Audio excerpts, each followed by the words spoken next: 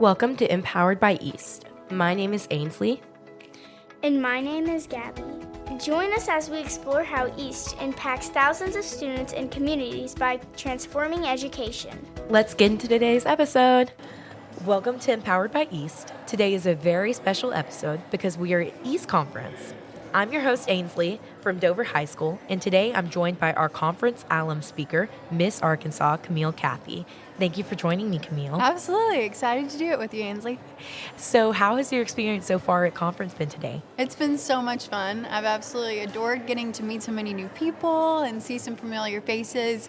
And it's always so fun to be at conference and get to kind of bounce ideas off people and see what all the kids in Arkansas are, impacting our state with and all their ideas. So it's been a lot of fun. You went to Wynne High School, right? I did. So tell me about your experience in EAST when you were in high school. So I did EAST for about 3 years in high school, my 10th through 12th grade years. Mm-hmm. And I had an amazing facilitator who really pushed me to be as involved in EAST as I could be and kind of test the limits of my creativity and what I was comfortable with. And that was really important for me. EAST was kind of hard for me at first, to be completely honest, just because I was someone who was very used to follow all the instructions, a normal class, and EAST is by no means a normal class, which is now what I love about it, but in the beginning it was what was most challenging for me. So once I got over that kind of hump, I pretty much soared in EAST. I loved it, and I had so much fun kind of testing my limits on creativity and figuring out what I wanted to do and what I wanted to make my project for the next 3 years. So I ended up making a project called Making More Mentors, which was a mentorship program for girls in my school where I brought in women from the workforce and kind of showed them that you can have big dreams and that there are so many occupations in life and that mentors are really important to getting you where you want to go in life. How did you? I heard you in your keynote speech, I guess, is what it's called. How did you get your mentors to come in? What did you ask them? How did you find these people? Yeah, a lot of times they would be people that I already knew in life just because I talked about this a little bit in my speech earlier, but because I had competed in the Miss Arkansas teen program, that gave me access to a lot of amazing, empowering women and women that I wanted girls in my school to meet. So that was one way. But then sometimes I would also, sometimes I'd have a speaker come in and they'd say, I have a really amazing friend that you should get in contact with and they should be your next speaker. And so honestly, I would just keep the domino effect going and find my new speaker based off who I knew and who others knew. And I would just contact them by saying, I have an EAST project. I would explain what EAST class was and explain what my project was called and what I was trying to do in my school and in my area. And you'd be so surprised how overwhelming the support and responses from people were. They were so excited to come and do it. And honestly, I think it was something that women in the workforce were kind of refreshed by. I think they were so excited to come in and be able to just empower young girls and get to share their experience. I absolutely love that because we did a similar thing, and I also love getting to see all of the different types of work that people can do because, usually it's just it's doctor, nurse, teacher. Yeah. You don't see all of the little jobs that go into making a community. Absolutely. So what were some of your unique jobs? Yeah. I want to know. Yeah. So one time we brought in a yoga instructor who was a former Broadway star. And I think that was probably one of the most interesting sessions we had just because she literally got on the ground and taught us different yoga poses. But then we also talked about her experience on literal Broadway and kind of, her time in the Actors Union and her time in New York. And that was so cool too. And it also showed girls that, your path doesn't have to be linear. It can go in a million different directions, and sometimes you decide to do something in life and then you pivot, and I think that's important for people to know too, because I feel like we have this thing ingrained in our heads where we have to choose one thing for the rest of our lives, and if you don't like it, tough luck, and that's just not the reality of life. So that was a really interesting session, and then we also had a handbag designer's sales associate come in. It was a small company called Kelly Wynne, and they were making the cutest handbags. They were really popular for game days in SEC schools because they made really cute, clear handbags. And so I had one of their sales associates come in and she showed us all sorts of different handbags and how they're made and what she did on an everyday basis to sell them. And I thought that was really cool because I felt like that was something, it was in Memphis, Tennessee, which was 15 minutes from my hometown. So I was you don't have to go super far to do something in fashion. And that was something I wanted to show girls too. So those were two that were kind of fun and out of the box. That does sound so fun. And also, I just love seeing people who didn't know what they were doing at first, because I didn't know what I was going to do for a long time. And you know that when you're in school, they ask you what you're going to do for the rest of your life. And it's like, I don't really know. Yeah, you know, it puts a lot I'm 12 of years old. pressure on you, Yeah. right? I was totally the exact same way, and honestly, I still kind of feel like that. There is a TikTok sound that literally says, I'm 22, and I have no idea what I'm going to do with my life. Yeah. And I'm 22 right now, and I also kind of feel like I don't really know, where life's going to take me. But I think that we need to become more comfortable with that, become comfortable with the unknown and oblivion and kind of going where the wind takes you. Because while I do know my next step, there are so many things that could happen and so many wrenches that could be thrown in the plan. And life takes you unexpected places. And I think it's important to be comfortable with that and understand that as long as you work hard and, you make good choices, that it's all going to shake out in the end. Yeah, I completely agree. So what was kind of your start of pageantry? I know you said that you started at like 12 with the Miss Teen. Yeah. But who was your inspiration to get into that, and how were you like, oh, okay, this is what I want to do? Yeah. So I talked about this a little bit earlier in my speech, but Arkansas has something really specific to us called the Diamond Program, and it's a mentorship program for little girls ages 5 through 12. And every Miss Arkansas and Miss Arkansas's teen contestant has to invite a diamond to the week of competition. And so I was kind of introduced to the Miss America organization through that when I was 6 years old. And I had an amazing mentor / queen. You kind of call them your queen, and you'd be their princess. And her name was Ashley Rocho. And I just remember that being like the first person that I had ever seen besides my mom, who I thought was like all the things: beautiful, kind, intelligent, someone who, got down on your level and made you feel like the most important person in the room. And because of that, I was like, oh my gosh, I want to be just like her. And then I remember meeting my first Miss Arkansas and just thinking like she hung the moon and was just so kind. And again, she had everything. She was a total package, and she was really making strides in her community and state. And I was like, that is exactly what I want to do. So I think, I was introduced at an early age. And so that was why I knew when I was 12 that I wanted to compete. But I will say pageantry, I feel like, has this, you have like a certain image when you think of a pageant girl. Absolutely. And that's something I wanted to ask you about, because I had no idea before coming into this podcast what it even was. I mean, when they told me that you were going to be, when they told me you were going to be the speaker, I was like, what do I ask her? Yeah. Is she going to be nice? Is she going to be able to talk? These are very real questions. I have to say that your speech this morning was probably one of the most inspiring ones, and I've gone for the last 4 years.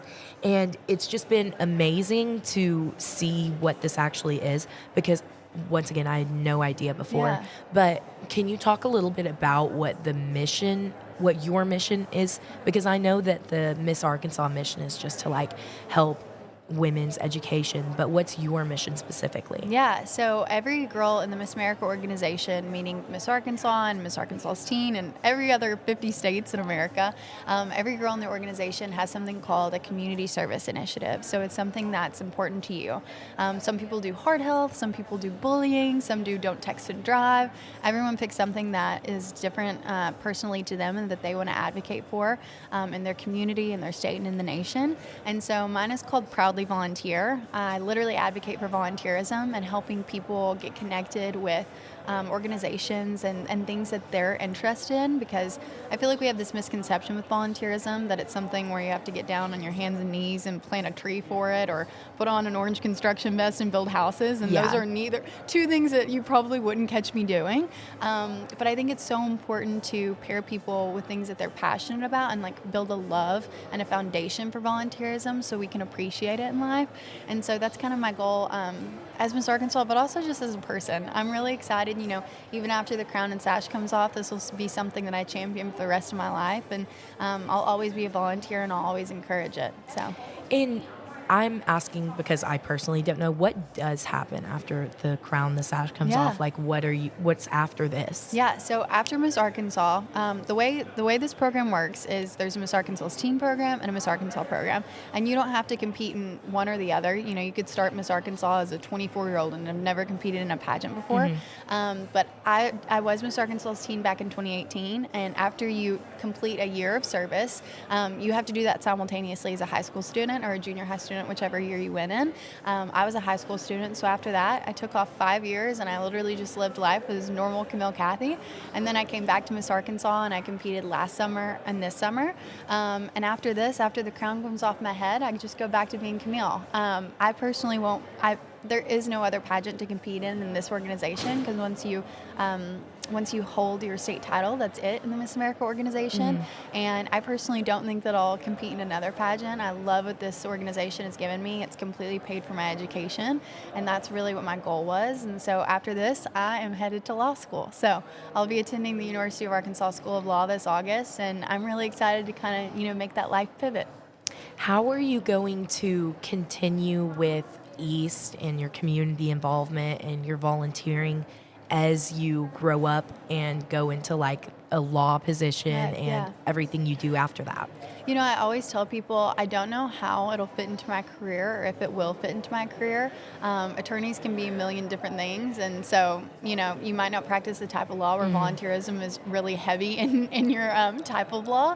So I always tell people, I may not be a nonprofit lawyer, but volunteerism will always be a part of my life.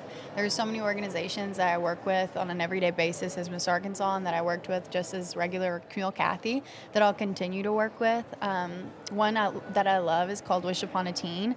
It partners with terminally ill teenagers, and that's one that I've worked with since I was 13, and I'll try to work with till the day I die.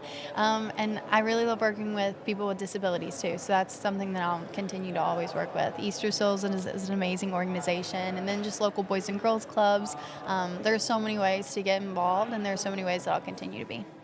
And speaking as an EAST alum or alumni, I don't know which one it is. What was your main point? What was your message you were trying to get across to the EAST students? Yeah. Well, I wanted them first and foremost to know that this program really does change lives. It truly shaped the trajectory of mine, and it helped me in so many ways. It's given me so many life skills that are very applicable in today's world and in the career that I'm about to go into. But also I shared a message at the end, and it was to be in the moment and to always chase after the things you want. And I really wanted them to know, you can't worry about being embarrassed or what the kids at school are going to say about you, or, the things that hold you back and the limitations you feel that surround you. Because if you want to do something, you have to go for it, and you have to be okay with failing, because I think that's how you grow and how you ultimately, make your dreams a reality. Yeah. And going off of that, you have a lot of experience. You've gone around the world. You've seen all kinds of things. What advice would you give, asking for myself and all of the little girls out there hearing this podcast, what advice would you give to them? I think just believe in yourself is first and foremost. I believe in the power of manifestation and literally just speaking things into existence. And I think the way you talk to yourself is so important.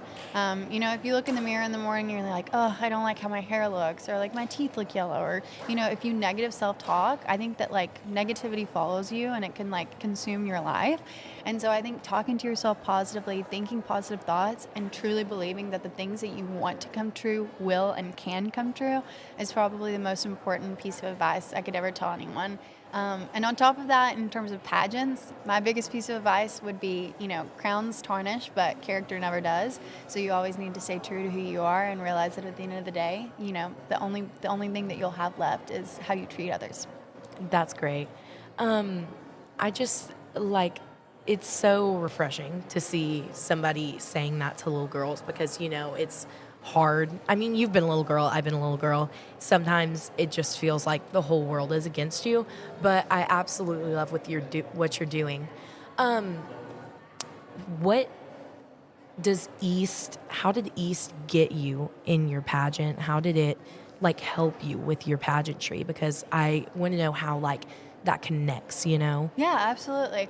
Well, I think that I was kind of innately born with the sense that I wanted to lead and that I wanted to inspire others, but EAST absolutely drew that out of me, and it pushed me out of my comfort zone. So I think that when when I went to a pageant, there was nothing else that could push me out of my comfort zone, because I'd truly been pushed and tested so many times within EAST. And so by the time I got onto pageant stage, I was like, you know what? I can do anything and everything, because I've truly already pushed myself within the bounds of EAST. And it also just helped me get connected to so many people in the community. And I feel like that really helped me promote my community service initiative and just become a better overall version of myself. And I think that EAST is so applicable, again, to so many things in real life, that I think that was super refreshing to pageant judges, because a lot of times, again, going back to that pageant stereotype, you meet a lot of girls who feel like they have to be pageant patty, and I think the thing that EAST taught me was that real is the best version of yourself. I absolutely agree. And going back to that, it's amazing for little girls to see people like you. And I love that you're promoting EAST, because it is truly such a special program, and I feel like it does not, even though it is so popular in Arkansas, it does not get enough recognition. So I love seeing somebody who people do look up to, saying, hey, look at EAST, they're amazing. What do you see as the EAST future, Yeah. like EAST in education? Well, I hope that this is something that expands across the nation and keeps growing. I know that we are in Oklahoma, and I think at a time we were in California. I'm not sure if we still are, but I hope it's a program that really stands the test of time and grows across the nation, because I'm seeing, even today at EAST Conference, but obviously I knew before, what this conference and what this class can do for kids. And I just think it's so amazing. I think it's something that should be available to everyone. The way that EAST teaches you to learn, I think, is so insanely different than anything else we're exposed to in education. And so I think it's just such an important opportunity to be given a class and to be given resources and to be given a facilitator who will listen to the things that you think are important and will help you attain your dreams and or goals and problems that you see in your community. So the hope that I have for the future of EAST is that it'll just keep on growing, and that it will get more recognition each and every day. And I think it's so important for alumni to come back and support it. So hopefully, that's something that I'll always see myself promoting in the future as well, is EAST growth and what it can do for kids in Arkansas. Absolutely. I would love to see you keep promoting EAST, because I do believe that it's something that should be promoted. I also struggled with the same things that you did beginning in EAST, because in school you're taught to just memorize things, spit them up on a test, or just follow rules. Right. And it's so hard to go into the EAST classroom and just be left to your own devices, Right. Can you talk about what skills, besides like just volunteering and learning the value of volunteering, that you gained from EAST? Yeah.